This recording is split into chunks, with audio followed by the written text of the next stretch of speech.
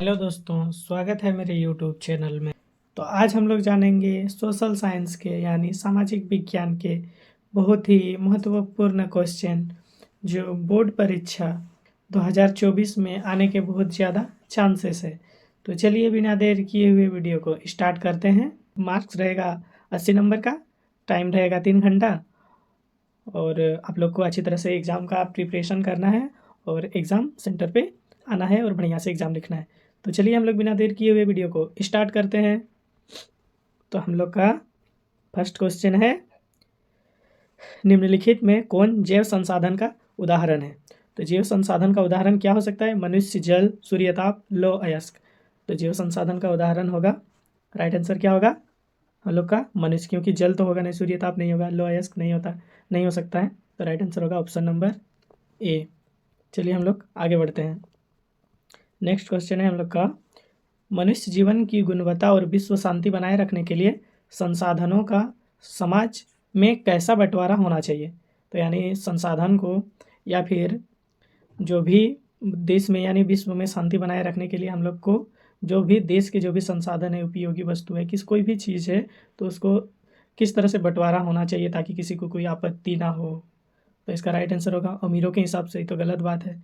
गरीबों के हिसाब से ये भी नहीं हो सकता है। सरकार के हिसाब से, अगर सरकार के हिसाब से मिलेगा तो भी किसी को ज़्यादा मिल सकता है, कम मिल सकता है, किसी को पसंद नहीं आ सकता है। तो राइट आंसर क्या होगा? न्याय संगत, सबको उचित मिलेगा। तो option number D is the right answer. चलिए हम लोग आगे बढ़ते हैं। नेक्स्ट क्वेश्चन है हम लोग का, निकोबरी कबूतर किस जातियों के श्रेणी में आता है? तो इसका राइट आंसर हो जाएगा ऑप्शन नंबर सी, स्थानिक जातियाँ। ठीक है, चलिए हम लोग आगे बढ़ते हैं। आगे है, निम्नलिखित में से कौन सुमेलित नहीं है? या हम लोग को यहाँ पे देखना है कि कौन जिसका यहाँ पे मिलाया गया है तो वो सही कौन सा नहीं है बोल रहा है। तो महानदी हिराकुंड परियोजना सही है। टांका भूमिगत जल टैंक को बोला जाता है। इल्तुतमिश हौज खास राइट है, आंसर हो जाएगा। यानी ये गंगा भाखड़ा नांगल परियोजना ये गलत है। तो हम लोग का यही क्या होगा? सही होगा, क्योंकि यहाँ पे पूछा है कि सुमेलित नहीं है। तो option number D is the right answer. चलिए हम लोग आगे बढ़ते हैं। नेक्स्ट क्वेश्चन है हम लोग का, बहुत ही सिंपल क्वेश्चन है। ये है हम लोग का, रबी फसलों को किस ऋतु में बोया जाता है? तो ये अक्टूबर नवंबर के महीने में होता है। तो इसका राइट आंसर हो जाएगा ऑप्शन नंबर बी, शीत ऋतु में बोया जाता है। जैसे मटर, सरसों ये सब होता है। चलिए हम लोग आगे बढ़ते हैं। नेक्स्ट क्वेश्चन है हम लोग का, चाय किस प्रकार की कृषि का उदाहरण है? तो चाय एक पेय पदार्थ है। तो पेय पदार्थ यानी कॉफ़ी, चाय, सबको हम लोग रोपण कृषि के अंतर्गत रखते हैं। तो राइट आंसर होगा रोपण कृषि, option number C is the right answer.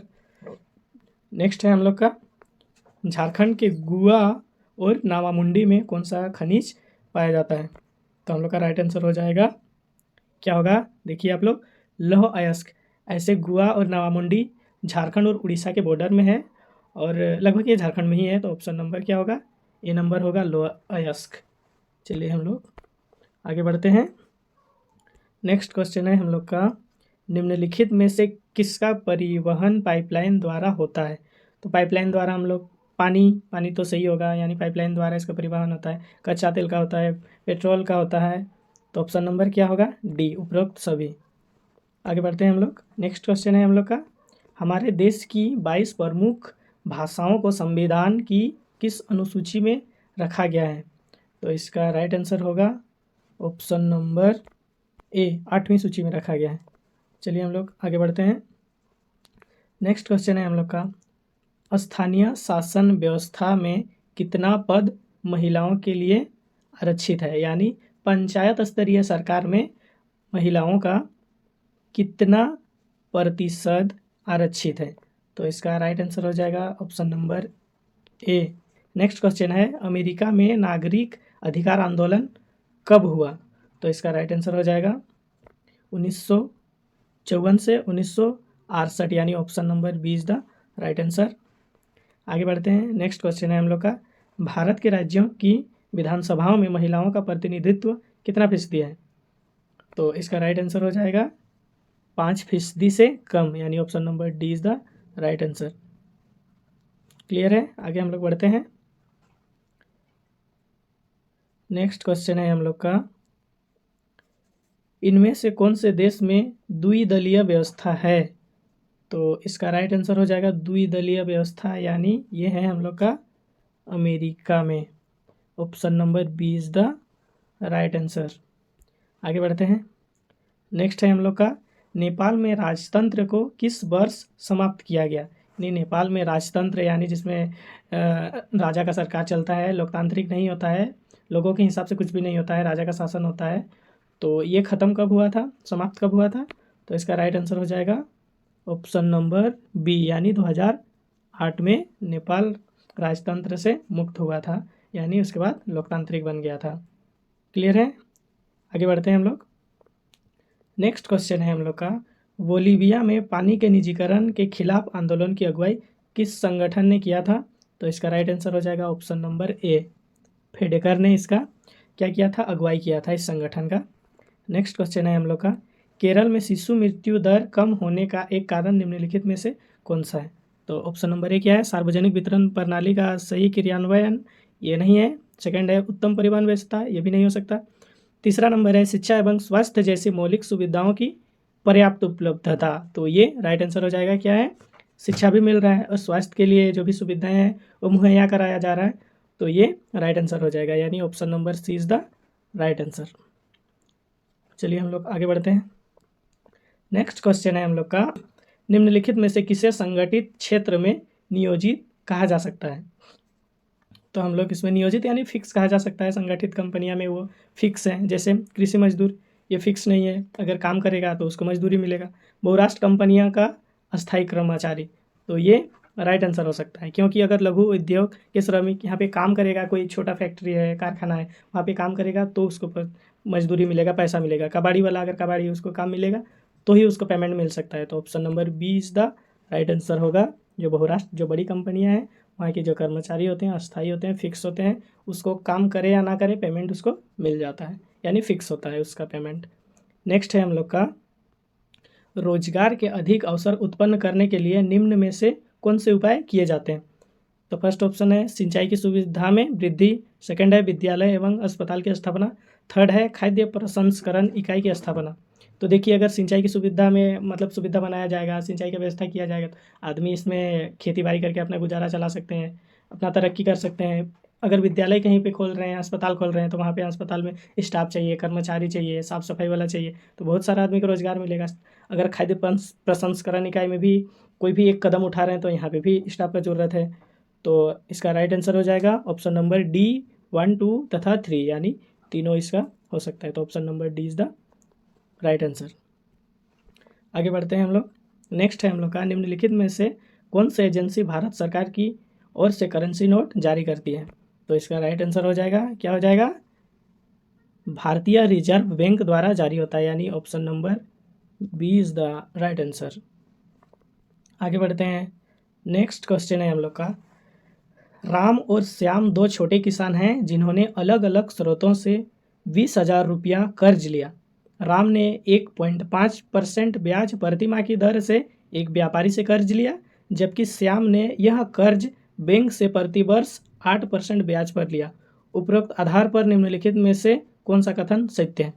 तो फर्स्ट ऑप्शन देखते हैं हम लोग, राम ने सही किया क्योंकि उससे किसी प्रकार की कागजी कार्रवाई नहीं करनी पड़ी, ये तो नहीं हो सकता है। सेकंड है हम लोग का, श्याम की हालत ज़्यादा ख़राब है क्योंकि उसे ज़्यादा ब्याज देना पड़ रहा है, ये सही हो सकता है, क्योंकि राम जो है उसने क्या किया है, 1.5% ब्याज की दर से प्रति माह उसको ब्याज देना पड़ रहा है 1.5 करके, और जो श्याम है वो 8% के ब्याज के दर से एक साल में एक बार दे रहा है, साल में 8% ब्याज दे रहा है, और जो राम है वो 1.5% ब्याज दे रहा है। तो अगर 1.5 इंटू हम लोग करेंगे, अगर 1.5 इंटू 12 करेंगे तो हम लोग का कितना होगा, 18% हो जाएगा। तो इसको कितना देना पड़ रहा है, 18% देना पड़ रहा है। तो इसीलिए इसका राइट आंसर होगा, राम की हालत ज़्यादा ख़राब है क्योंकि वो ज़्यादा ब्याज दे रहा है। तो ऑप्शन नंबर क्या होगा, सी इज़ द राइट आंसर। आगे बढ़ते हैं। नेक्स्ट है हम लोग का, भारत सरकार ने सूचना का अधिकार यानी आरटीआई नामक कानून कब लागू किया गया? तो इसका राइट आंसर हो जाएगा हम लोग का, कब लागू किया था, कमेंट में आप लोग ज़रूर बताइएगा, आप लोग को किसी को पता है तो। इसका राइट आंसर हो जाएगा अक्टूबर 2005, यानी option number A is the right answer.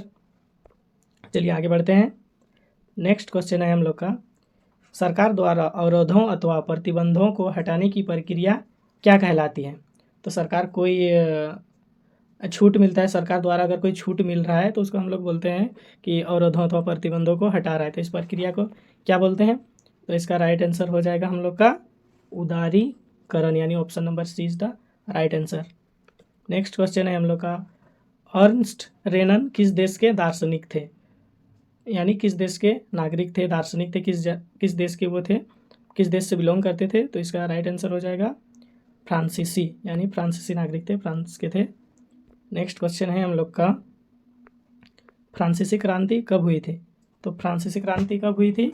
तो इसका राइट आंसर हो जाएगा 1789, option number A is the right answer. आप लोग को डेट पता है तो कमेंट में आप लोग ज़रूर बताइएगा।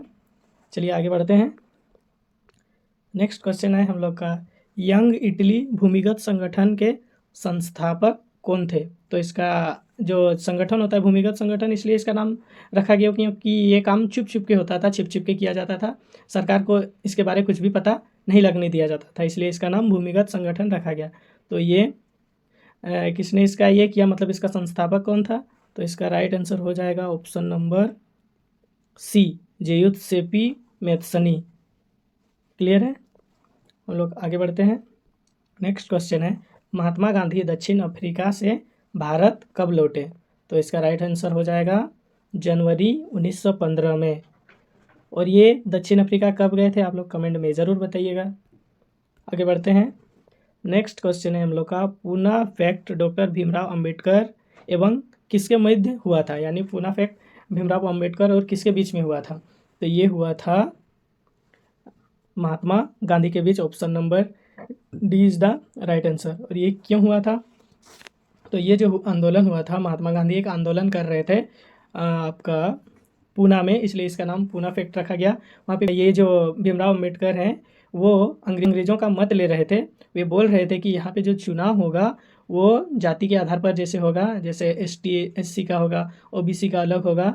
तो इसका विरोध कर रहे थे कि भारत में पहले से ही इतना अलग अलग जाति के लोग हैं, तो अलग अलग इसका चुनाव होगा तो बड़ी दिक्कत होगा, जिसकी वजह से इसका विरोध कर रहे थे महात्मा गांधी। तो यही चीज़ समझाने के लिए अम्बेडकर को बुलाए गए थे और अच्छा से डिस्कस हुआ, जिसकी वजह से बाद में डॉक्टर भीमराव अम्बेडकर भी सहमत हो गए और वहाँ पे हस्ताक्षर कर दिया। तो इसी को पूना फैक्ट कहा जाता है। तो ये महात्मा गांधी के बीच हुआ था, option number D is the right answer. तो हम लोग आगे बढ़ते हैं। नेक्स्ट क्वेश्चन है हम लोग का, 1890 के दशक में रिंडर पेस्ट नामक बीमारी किस देश में बहुत तेज़ी से फैली? तो इसका राइट आंसर हो जाएगा अफ्रीका। अफ्रीका में ये फैला था, एक पशु बीमारी था, इसमें बहुत सारे जैसे 90% पशु मर गए थे। चलिए आगे बढ़ते हैं। नेक्स्ट क्वेश्चन है हम लोग का, निम्नांकित में से कौन देश मित्र राष्ट्र के पाले में था? यानी इनमें से कौन सा देश मित्र राष्ट्र की ओर से युद्ध कर रहा था? तो इसका राइट आंसर हो जाएगा ऑप्शन नंबर सी, ब्रिटेन। यानी मित्र राष्ट्र की ओर कौन कौन सा देश शामिल था? तो इसमें था ब्रिटेन, फ्रांस, अमेरिका, सोवियत संघ। और धुरी राष्ट्र की तरफ से था इटली, जर्मनी और जापान। और दोनों की लड़ाई में मित्र राष्ट्र की जीत हुई थी। चलिए आगे बढ़ते हैं। नेक्स्ट क्वेश्चन है हम लोग का, स्पिनिंग जेनी मशीन किसके द्वारा बनाई गई थी? बहुत ही सिंपल क्वेश्चन है, बहुत बार एग्जाम में आ चुका है। तो इसका राइट आंसर हो जाएगा James Hargreaves. Option number C is the right answer. तो दोस्तों आज के वीडियो में इतना ही। आशा करते हैं आपको सारे क्वेश्चन पूरी तरह से क्लियर हो गई होंगी और वीडियो काफ़ी पसंद आई होगी। तो अपने दोस्तों के साथ शेयर कीजिए और अगर कोई चैनल में नए हैं तो प्लीज़ मेरे चैनल को सब्सक्राइब करना ना भूलें। और आप लोग से गुजारिश है कि एग्ज़ाम बहुत करीब है, तो आप लोग पढ़ाई पे ध्यान दीजिए, अच्छा से मार्क्स लाइए और बने रहिए मेरे साथ। तब तक के लिए जय हिंद।